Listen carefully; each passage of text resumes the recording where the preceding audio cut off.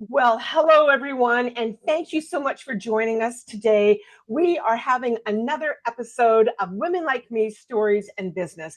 I'm your host, Julie Fairhurst, and today I'm here with another of our new authors. I'm so excited to have this conversation with Emma. Emma Potts is her name, and she's got some really major insights that we're gonna go over. So before we get to Emma, I just want to mention the name of the book that she's in because it comes out today. So today is our book launch, and here we are. It's so exciting. It's just going to be a super exciting weekend for us. So the book is called When Life Breaks You Open, Moments That Change Everything. And I know I've been mentioning this with our other authors, but I want to mention it with Emma as well, is that she had through her story these little moments, little things that happen, little tweaks that happen. And those were the things that helped her to change her directory, change things so that they were better for her in her life. And so just keep that in mind when you're living your own life. It's sometimes not the great big volcanoes of things happening. Sometimes it's just those little things that we need to pay more attention to. So that said, I'm going to tell you Emma's title of her book.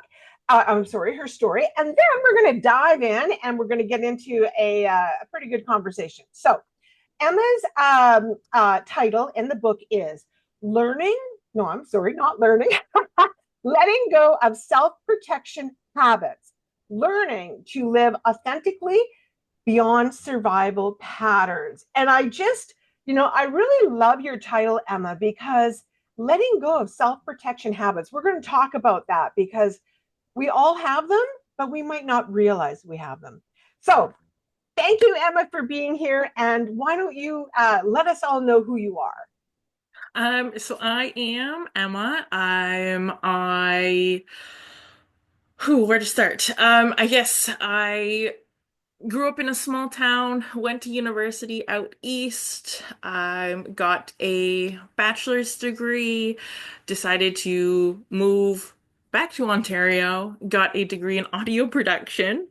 Oh, I am actually not working in either field right now, but I oh, am fully working on a podcast to combine both of those loves. Um, I'm I'm a writer. I've wanted to be a writer since I was probably 12 years old. So I have my story in this book. I have two self-published poetry collections on Amazon. And I'm working on way too many projects right now. Um, yeah, I think those are the interesting bits. yeah. Yeah, I'm the same way. I put a file on my computer that said projects closed, which is like maybe five, projects open, which is like maybe this long. Yep, that sounds about right. Yeah, so I totally get it. I totally get it. Well, that's an interesting degree that you have. So you're not using that in your career at the moment. No, I Oh, It's unfortunate, but with audio production, a lot of places want you to intern in like Toronto, and it's just not feasible right now. right, right. Well, it's going to come in super handy when you do your podcast, and and and yeah, it's just going to help you flourish. So Absolutely. I'm excited. So feel free to shoot me any suggestions my way because I kind of know what I'm doing, but I'm not 100% there.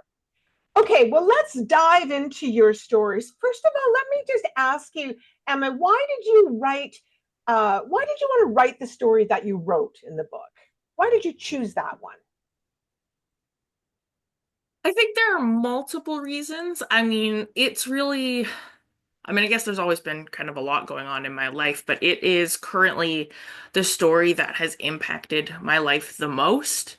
Mm-hmm. It's sort of the biggest thing that I've gone through and struggled with and had to sort of pull myself out of. And I just felt it was important to share because I have a lot of female friends and I've seen their relationships and a lot of the issues that I faced in mine, which are awful to have to deal with are things that a lot of women go through, and you're so in your head and only seeing from your perspective that you don't always recognize the signs when you should. And I think that, if someone were to read my story and think, huh, that's kind of familiar, maybe I should reevaluate where I'm at, I think that would make it like completely worth it for having shared it. That's thank you for that.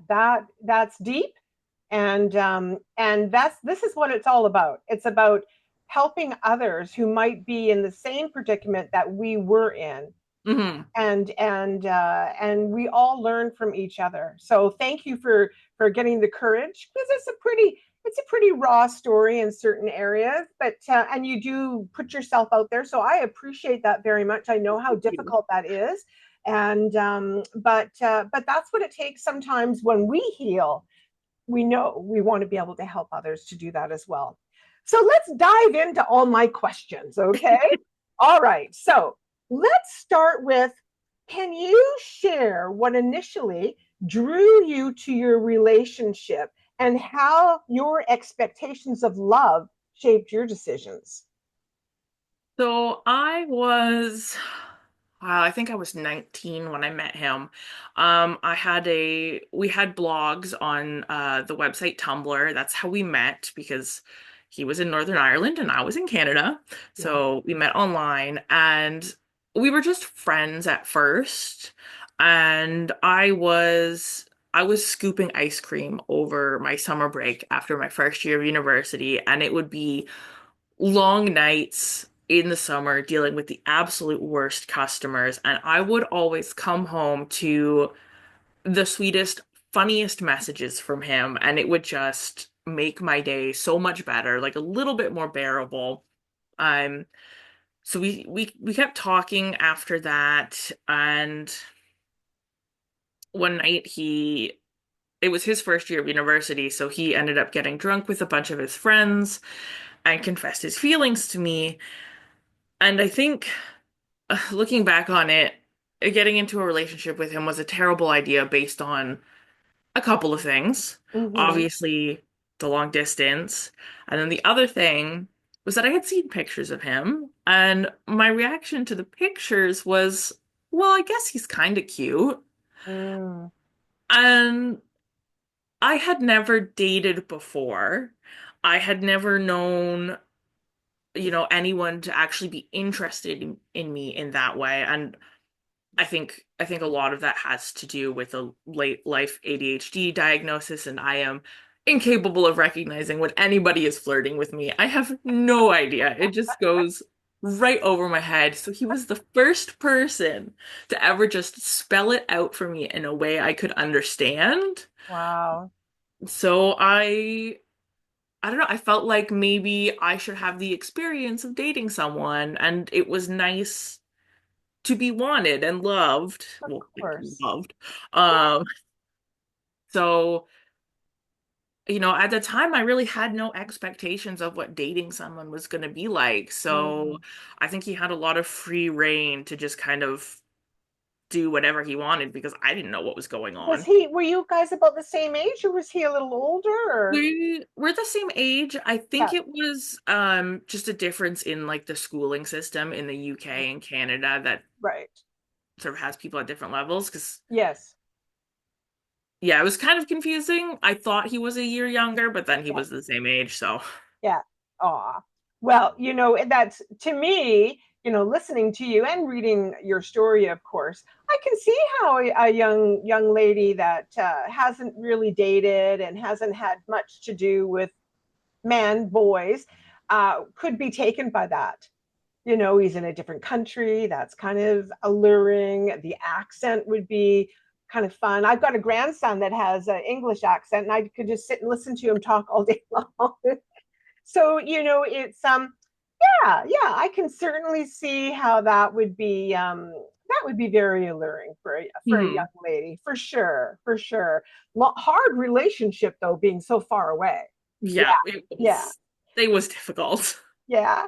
So speaking of it being so far away, what role did you think the cultural differences, if there were any, played in your relationship? So was it, what I mean, I'm assuming they're not so much different than Canada, but was there any cultural differences that you noticed? That's an interesting question. I never really thought about it before. Obviously there were little cultural differences, like I mean, for one, just the slang and having to get used to that. And Yeah. it's funny because I'm still pretty well versed in UK slang now. Yes. Um, and it's kind of incorporated itself into my own language, which is kind of weird now. Um, hmm. There's definitely, well, honestly, I think the biggest difference between our cultures didn't even really play a role in our relationship. It Yeah. was because of the history of Ireland itself. Oh. Um, a lot of the Catholics, and he was from a big Catholic family, um, don't like being called British, even though they are technically British. Oh, of course. So there would be a lot of that, and just Mhm. I mean it's definitely possible that there were misunderstandings based on things like that. Because I wasn't super knowledgeable about Irish culture until I started dating him, and I was in university, I was taking history courses. I actually wrote some papers on some of the things that were important to him because I wanted to learn more about it. Yeah. Um, which is interesting because I don't think he ever really did anything reciprocal to that for me. Yeah. Yeah. Um, so I definitely made an effort to understand more about Irish culture Yes. and history and things like that. And I mean, I guess you could make the argument that Canadian history and culture isn't as deep Hmm. to a certain extent. I mean, I'm white from a white family, so my Yes. own culture is, when you look at it, it goes back to Britain anyway. Yes. So, Yes. Yes. Yes. For sure. And I think also, um, that's, from what we know about each other. Um, that's your thing, that's your interest. It would make sense that you would be like, oh, because you're so interested in cultures and ancient cultures as well. And so that would make complete sense to me that you're diving in and what's this all about, and doing papers on things. So it would certainly make sense. Yeah, hmm. certainly makes sense. Yeah. And I don't know about guys, I don't know whether he cared. I they're a little different thinking than we are. Yeah. So you were in a relationship with him, was it about 8 years?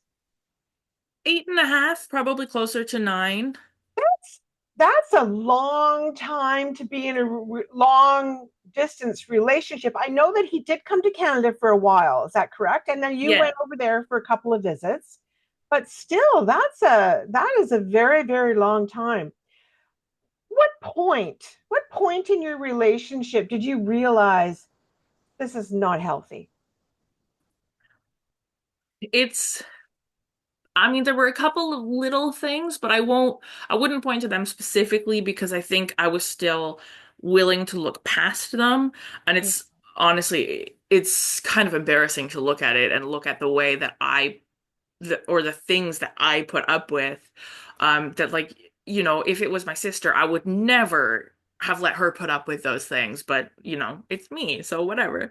But the biggest point where I realized that this was not a healthy relationship, was the last time I visited him. I visited him for 2 weeks because his sister was getting married and I had been invited to the wedding. I ended up getting really, really drunk at the wedding. I don't drink a lot. Mm, So when I do drink, I tend to get very drunk. Um, I'd never been that drunk before. I wasn't quite blackout drunk, but I was probably on the line. Like another drink probably would have pushed me over that line. mhm, I was barely functioning, and at one point I had to run to the bathroom to throw up. and I had dropped my phone. So my boyfriend at the time had picked up my phone and eventually came to follow me to the bathroom to make sure I was okay. Um, Basically the next day it came out he was asking me questions and it came out that he had looked at my messages with my best friend because what he told me was he just unlocked the phone out of habit to look at his messages, thinking it was his phone. So Mhm. I I was a little bit manipulative in response. But he was asking me these questions that to me implied that he had read more than just glancing at the messages. Yeah. He was asking me questions that implied that he had scrolled back and was reading what I had written to her. So I lied in response to one of the questions he asked me because my reasoning was if he didn't scroll back, he will let this drop. But if he did scroll back, he's going to question me on this lie. So I'll know whether Yes. he's telling me the truth or not. And of course, he kept pushing it. So I knew that he had specifically snooped through my messages with my best friend. Um, and I didn't say much at the time because I was stuck in Ireland with him for like another week. Yes. Yes. Yes. Um, but the more that I sat on that, Hmm. the more it was just kind of the final straw. Like I was completely out of it and he went through my phone without my permission and I just felt so violated. Yes. It it was probably what pushed me Hmm. towards finally actually breaking up with Yeah. him. And well, and as you said, and as our book is about moments that change everything, but you did say as well before that was sort of the last straw, or the big but then there's the little things. So, in possibly if that was the only thing that happened, that wouldn't have caused a breakup, right? Hmm. But then there's all these other little things that happen along the way, and then to have that happened, and to invade your privacy like that, yeah, I would not be happy about that either, not at all. So let's take a little jump into some into your journey of healing. You Hmm. mentioned learning to identify self protection habits that were no longer necessary. So, can you explain to us what self protection habits would be? What were yours? My biggest one, which I still struggle with even in a healthy relationship today, is if we are having an uncomfortable conversation or an argument, no matter what the argument is about, if it goes on for, more than 5 minutes or something like that, I will start to feel uncomfortable and I will just apologize and drop it.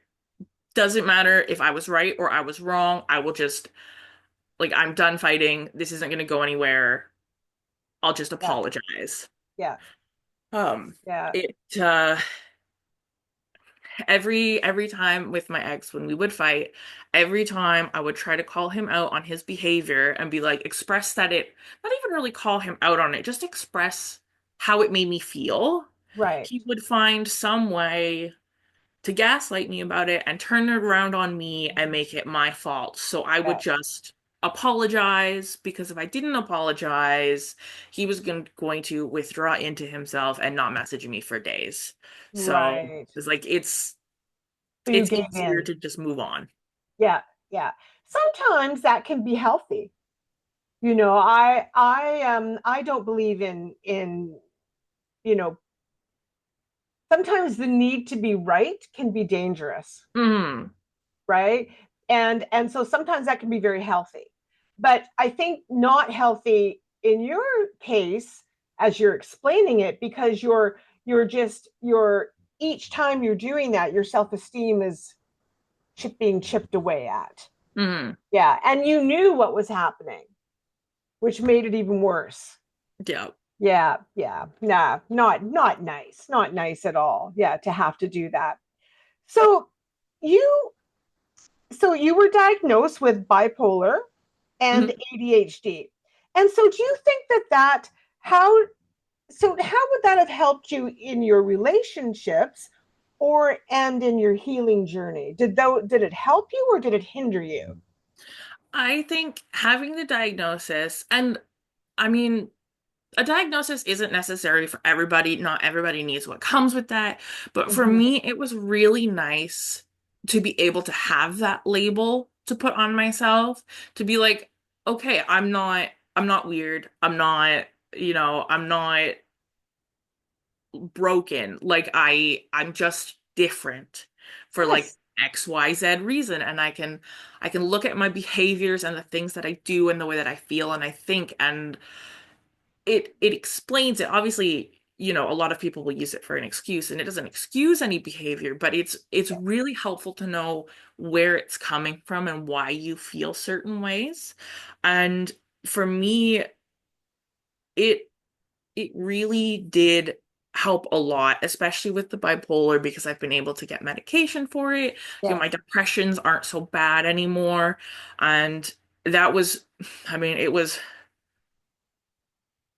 admittedly, my depression probably isn't also as bad anymore because I dropped the ex, and once I broke up with him, my mood, kind of went from here as a baseline up to here, and that was really nice. Sometimes it's situation like, we can have other issues, but sometimes that depression really kicks in due to situations that we're hmm in.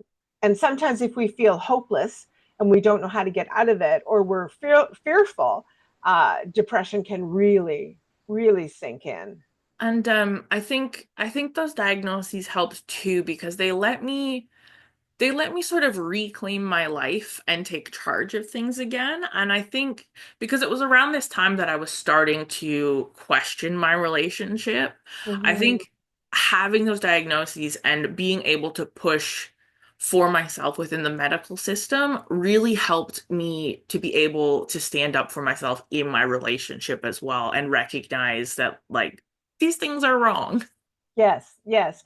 I love that you said that because I think a lot of people might be afraid, of a diagnosis of a condition that they have, or they might be fearful or feel like it's something to be ashamed of. But I agree with you. If our life is a mess, or our life we're causing problems in our life, um, then yeah, let's find out why. And if it is something, and I don't want to say as simple as medication, but if Mhm. it is as simple as getting a proper diagnosis and some medication to help you cope, then by all means, that's so important to do that. Yeah, Yeah, absolutely. yeah. Well, good for you for having the courage, because not everybody has that. And thank you very much for having the vulnerability to be able to speak about this, because for sure there are people that are listening that have those possibly similar issues, or they're deep into a depression and they're too fearful to go and seek help. And it's so important. So thank you for sharing that, for sure. So, what triggered you? So, you talk about triggers, and now you're in a new relationship and you're very happy. Yes. But you do talk about triggers even in your new relationship that sometimes will set you off. So can you tell us a little bit about that? So there are, I mean, every so often something else will resurface and then I'll have to, you know, I think I've got this trauma under control, but then it'll rear its head over something silly.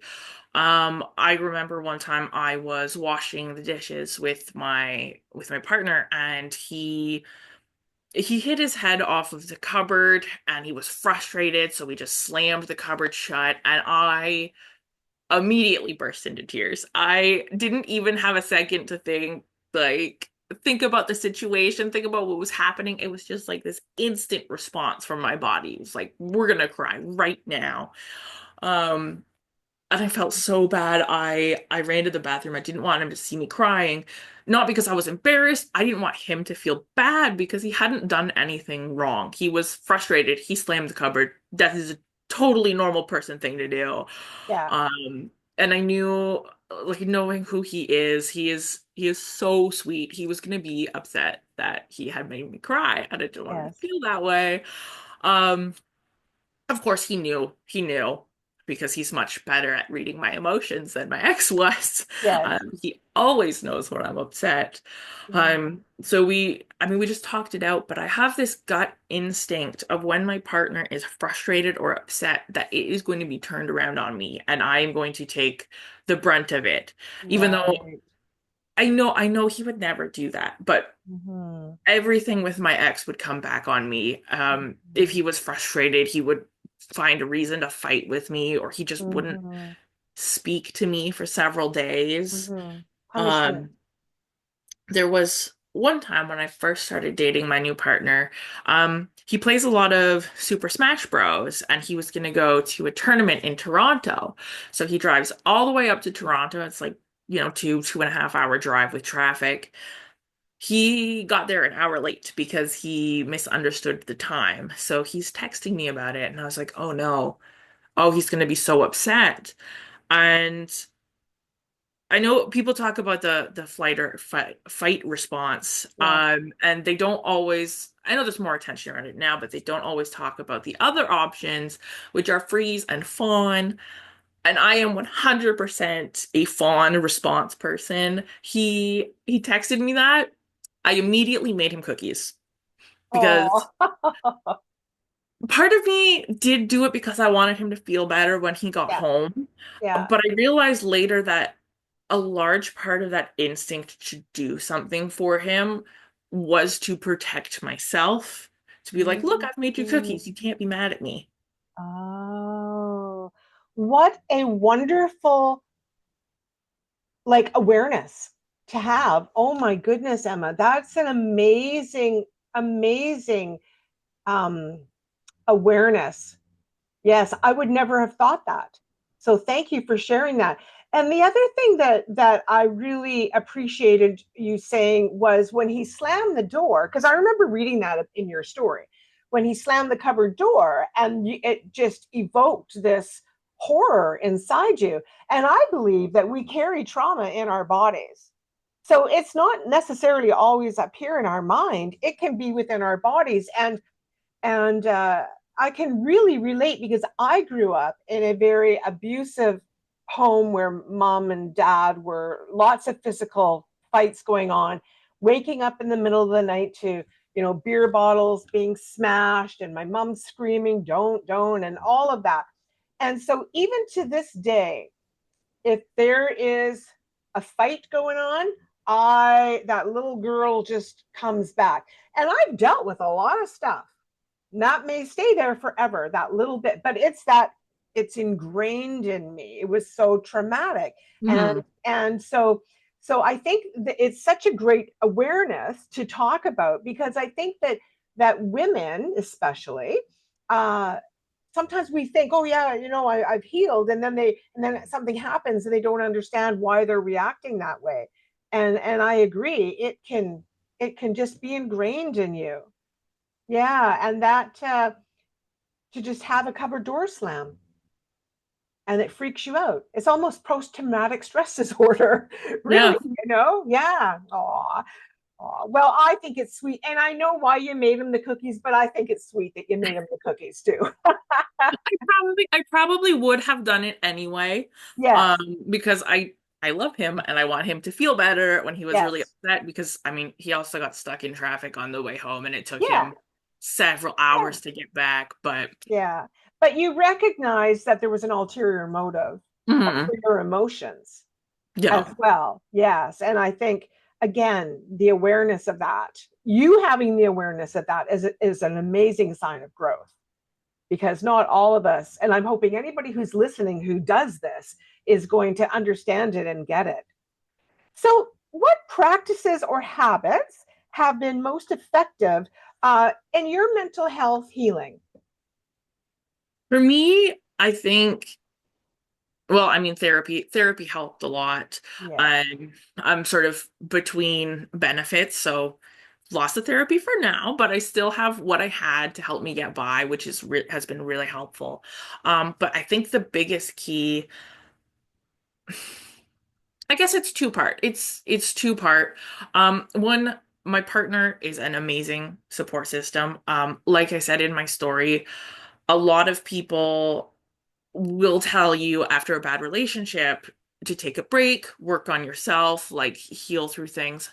But having a wonderful supportive partner there with me to help me work through these things, to give me this, it's almost like exposure therapy. Because I see him get upset, slam a cupboard, and then I see that he does not turn it on me. So it's slowly getting used to, the way things should be, Yes. has been really helpful. And he's so wonderful. And the things that help me get through when I am triggered like this is honestly just communication. Um, Being able to talk about it, and sometimes it's hard. I couldn't, like I said before, I couldn't talk to my ex about anything without him turning it around on me. But if I talk to my current partner about it, he's willing to listen to me. He's asking what he can do to help, like how he can change, like what I need to do.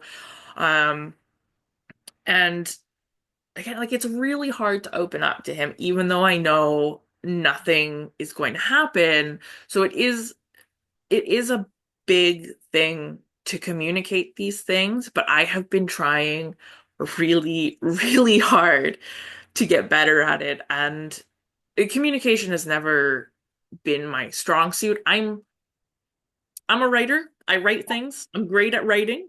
In my long distance relationship, a lot of our serious conversations were done over Skype or Discord through text. Yes. So actually voicing my feelings and my concerns is still really difficult for me. I usually end up crying because Yes. everything makes me Yeah. cry. Yeah. Um, so it's been a process, but it's it's really just communication and being able Yeah. to talk about it, because if Yeah. I can't tell him that I'm upset, how's he Mhm. supposed to know that I need a hug? Of course. Of course, we, especially us women, we're so like, well, what's wrong? Hmm, never mind. It's almost like we expect our the men in our lives to be mind readers or to know. And if you don't know or you can't figure it out, then bad on you. So, and that's just so silly, but we do that as women. Lots of us do that. And they just, and men, they just, men are like this, women are like this. And they just like, well, I don't know what's, what the heck, right? What's happening? And so I think that that's very courageous to want to have that good communication, and for you, because not only learning to communicate with him, it's going to be everybody around you. Like Mhm. you said, when you started going to the medical system about your mental issues that you were having and trying to figure all that out with depression, you've got to navigate that, and some people can't, and some people don't have the umph to get up and do it. And so you've got some drive there, which is wonderful, and you want to fix it, which I think is fabulous. And as scary as it is, you're putting yourself out there to do it, but I also believe that you have to have a receptive partner, Yes, right? absolutely. So if you're in a relationship with somebody who's just not interested, then you need to find, a good girlfriend, or an auntie, or somebody professional out there, that, because there's lots of people out there that are willing to help us. Mhm. Just not choosing someone who's so invested, right? Because sometimes they don't give us the best advice that we can use. But I think that you a lot of courage for that. So I would like to ask you, Emma, if someone's feeling trapped in a toxic relationship, and maybe they've been in it for a while and they're just not sure what to do, or they're just thinking they're stuck, or what advice would you give them? And what would you tell them would be steps for getting out of that relationship? I think the most important thing when you're leaving a toxic relationship, and I can't speak for all toxic relationships, mine was emotionally and mentally abusive. I didn't live with him. Yes. Our lives weren't, I mean, we were dating for 8.5 years, but our lives weren't so intertwined that I couldn't just break it off, which luckily I could. Yes. Um, but I think the most important thing is having a support system. Hmm. Um, a lot of toxic partners will try to cut you off from your supports. My ex never did that. He came very close. He once told me, I won't tell you to cut off your best friend, but I don't like her.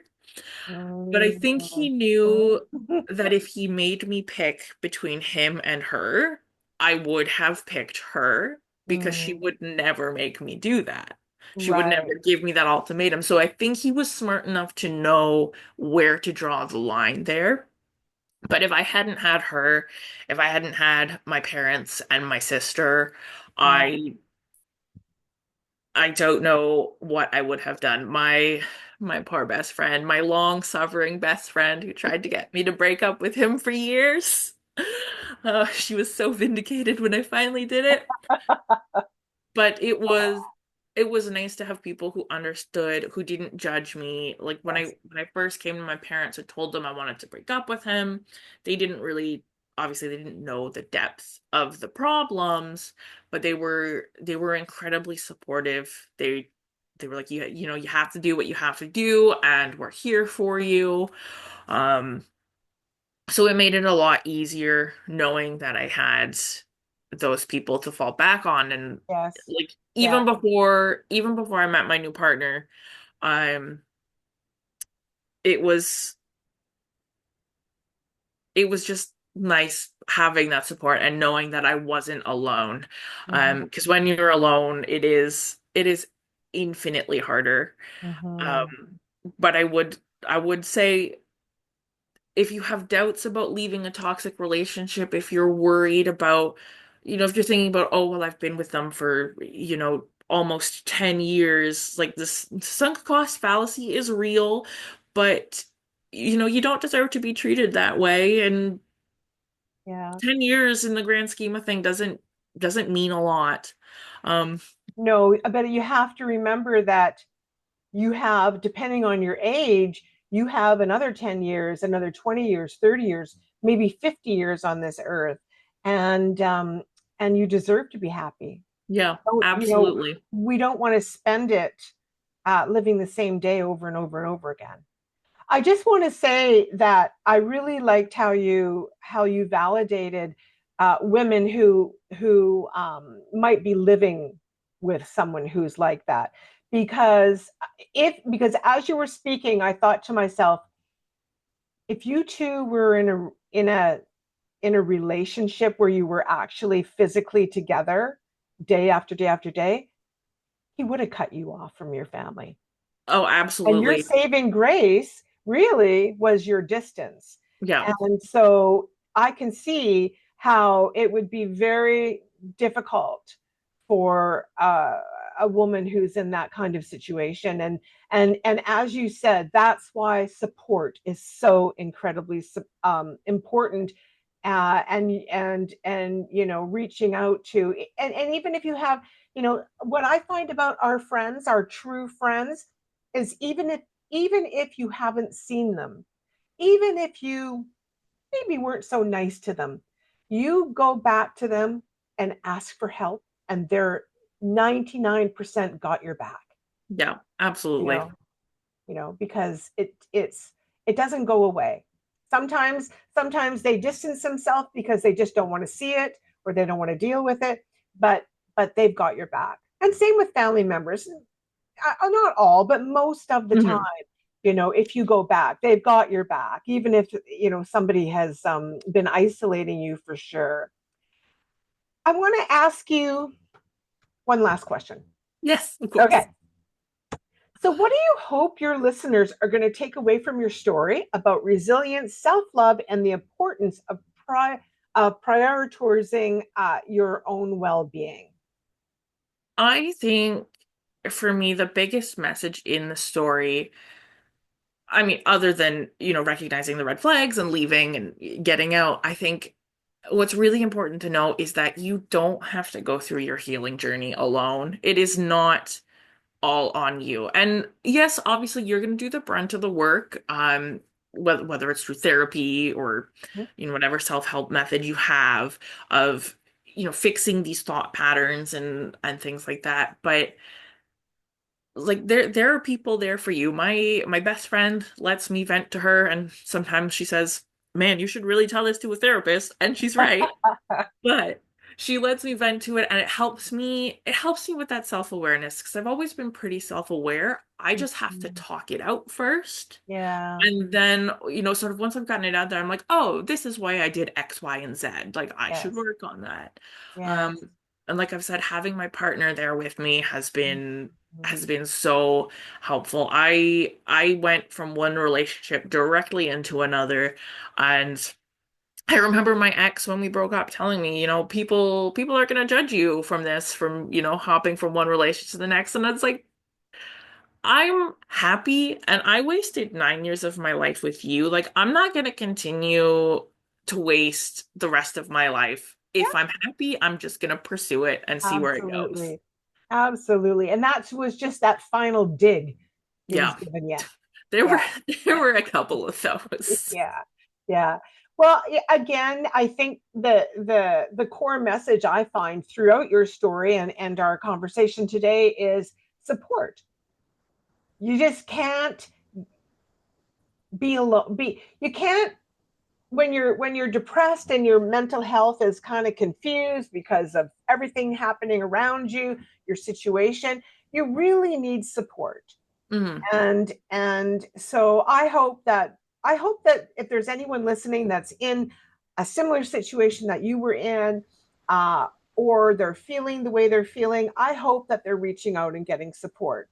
It is, you're right, it is so helpful, and many times, we can't do these things alone. Sometimes we got enough gumption and we can, but most of the time, no. We need somebody to bounce things off of, somebody to help us get clarity, and to help us realize that we're worth a good relationship. We are worth it, and we're a good catch. And you know yeah, yeah. And what I also thought about your story as well is you had to learn, I think, how to tell people how to teach or how to treat you. And I think that's part of your conversation that you're having with others, and with your spouse now. I think that yeah, we women sometimes get mixed up. we just But I just love how women are so willing to share with others. And Yeah. so that's what you have done in your story. And so I hope anybody who is listening to this will go out and buy the book. So the book is called When Life Breaks You Open, Moments That Change Everything.